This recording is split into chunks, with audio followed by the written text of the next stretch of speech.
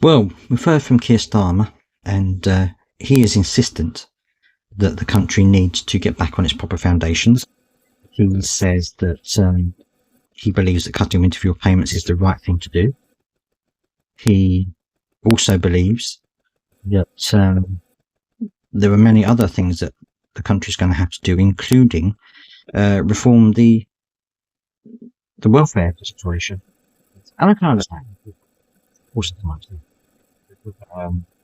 There was a piece that I was reading a little while ago where certain documents were divulged by the Labour Party, by the Labour government, which indicates that the Conservative government were looking at changing the welfare system, whereby whereas you would currently on universal credit get a not fit for work situation, work capability assessment, how it would now be given to you if you had PIP as well. So if you were claiming PIP, you could also claim this higher rate of disability benefit.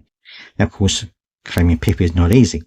So, lots of people would find that incredibly difficult. Lots of people who are genuinely have problems with their health, genuinely have problems with their disabilities, can't get PIP because of the assessment, the way that it's set up. It's set up just to refuse you point blank, regardless of what kind of disabilities you have. So there's that. There's also Angela Rayner saying that she wants to scrap the right to buy scheme. Now, of course, she wants to protect social housing, but lots of people use that system to get onto the property ladder in the first place. And of course, if they can't do that, that means there are less people going to be investing in their homes, and that could cause knock-on ongoing problems. It also means, of course, they can then go for the short-term tenancy agreements. Instead of having a tenancy for life, you have a tenancy for 5 years and then it's reviewed. So that could cause additional problems.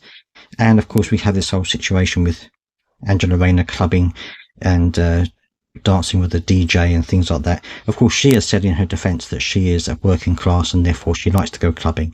And for me, it's not about that. It's not about the fact that she went clubbing.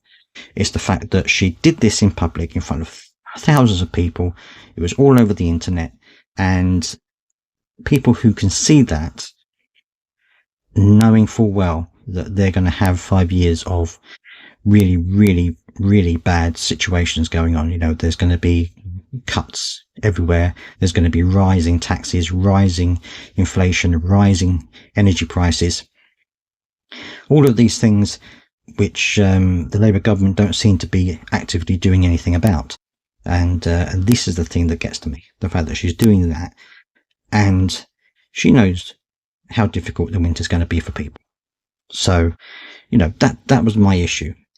So does this mean that Angela Rayner should step down? Does this mean that her position is untenable as Deputy Prime Minister?